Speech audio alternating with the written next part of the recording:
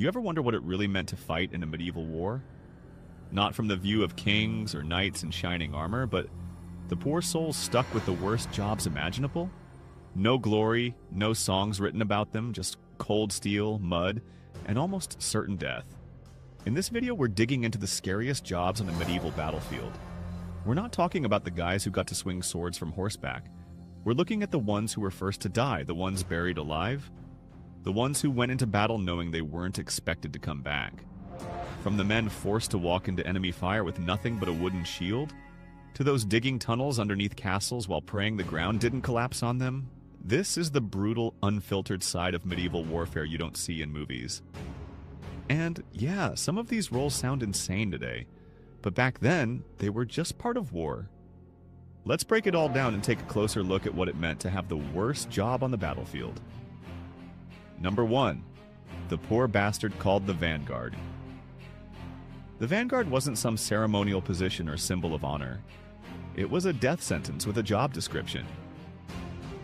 In any medieval army formation, the vanguard stood at the very front of the line, and that meant being the first to face everything the enemy could throw.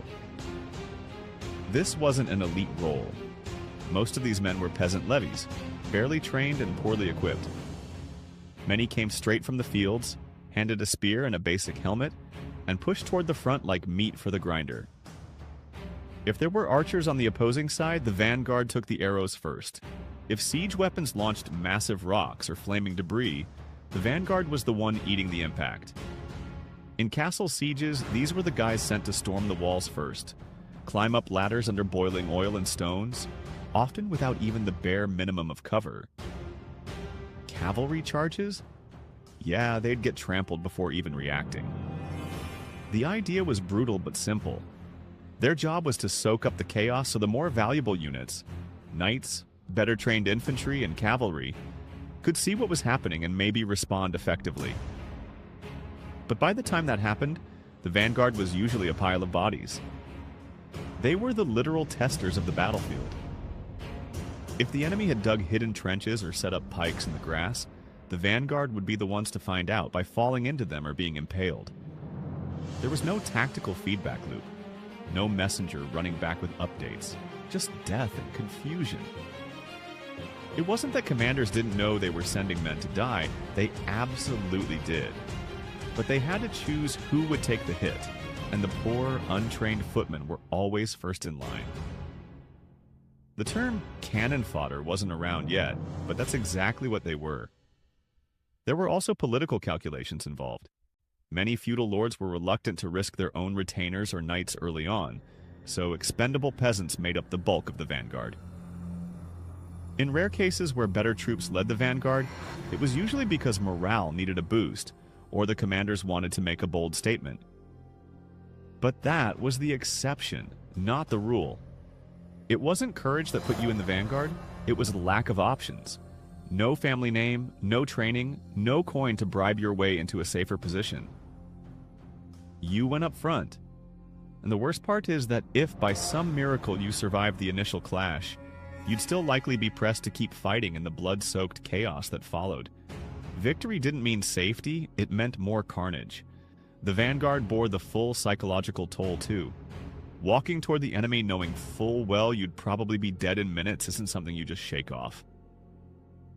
There were accounts of men vomiting before battles, trembling uncontrollably or trying to flee. Desertion was a problem, but if caught, it usually led to hanging or mutilation. So they stayed. Out of fear, not loyalty. And if they lived, they rarely got recognition. There were no songs about the peasant who held the line until the knights arrived. The vanguard existed to die loudly enough to give others a chance to win. It was the most thankless, terrifying role on any medieval battlefield, and one that tens of thousands had no choice but to accept. Number 2. Sappers and tunnel rats. Among the most physically and mentally punishing roles on a medieval battlefield, sappers, also called miners or tunnel rats, played a part that was both essential and invisible. These men were responsible for collapsing enemy fortifications from beneath, using crude tools like picks, shovels, and hammers, and often crawling through hand-dug tunnels barely high enough to crouch in. Their task was simple in concept, but brutal in execution. Dig beneath castle walls, weaken the foundation, and bring down the structure. What made the job terrifying wasn't just the claustrophobic darkness or the physical toll, but the unpredictable danger. The enemy might hear digging and dispatch a counter squad to intercept them underground. This led to deadly tunnel skirmishes and pitch-black passages filled with dust, smoke, and the oppressive weight of silence. These fights weren't like surface battles. There was no room to swing swords, so miners used daggers, picks, or blunt tools, and often fought by feel alone. Air was limited. Torches sucked up oxygen, and fire hazards were constant, especially if defenders poured oil or smoke into the shafts. In some sieges, defenders resorted to flooding the tunnels, setting them alight or collapsing them deliberately to bury the sappers alive. Despite how essential they were to a siege's success, sappers rarely received recognition. Most were commoners paid a pittance, and once a wall came down, the credit usually went to the knights charging in afterward. But without these tunnelers, many sieges would have dragged on for months longer, or failed entirely. Some castles even had complex counter-mining defenses, like stone-lined foundations or deep moats, specifically to stop sappers from getting close enough to work. These obstacles forced sappers to dig longer, riskier tunnels that might take weeks to complete, and offered more opportunities for cave-ins or detection. Historical records from sieges like those at Rochester Castle or Chateau Gaillard describe extensive mining operations that nearly turned into wars within the earth. They also mention the psychological strain, digging in near silence, aware that your life could end with a single mistake, enemy ambush, or structural failure. Some tunnelers reportedly experienced hallucinations from bad air or extreme stress. And yet they kept going, because they knew their small, dark battlefield had consequences above ground. Without sappers, even the most well-equipped medieval army could be stalled indefinitely by well-built fortifications. These men weren't just diggers. They were the medieval world's version of explosive experts, laying the groundwork, literally, for every final assault. Number 3, the crossbow target, also known as pavis bearers. During the height of medieval warfare, particularly in the 13th to 15th centuries, crossbows became a dominant force on the battlefield due to their armor-piercing bolts and relatively low skill requirement for use. But they came with a serious drawback: a long reloading time. Unlike longbows, which could fire several arrows per minute, crossbows, especially the more powerful windlass or Cranaquin types, required significant time and effort to reload, leaving the shooter completely exposed. To deal with this, armies developed a specific support role: the pavis bearer. These were men tasked with carrying large, often curved shields known as pavises, which could be planted into the ground to form a portable wall in front of crossbowmen during sieges or pitched battles. While this might sound like a logistical support role, in reality it was one of the most dangerous positions on the field. Pavis bearers had to move in front of the main line and stand or kneel while holding a massive shield made from wood and hide, reinforced with metal bands. And they had to do all this while volleys of arrows, bolts, and even early gunpowder weapons tore through the air. The pavis was effective only if it stayed upright, which meant the bearer couldn't just drop it and run. They needed to anchor it, brace it, and hold it even under heavy fire. If enemy cavalry managed to break through, pavis bearers were among the first to be run down.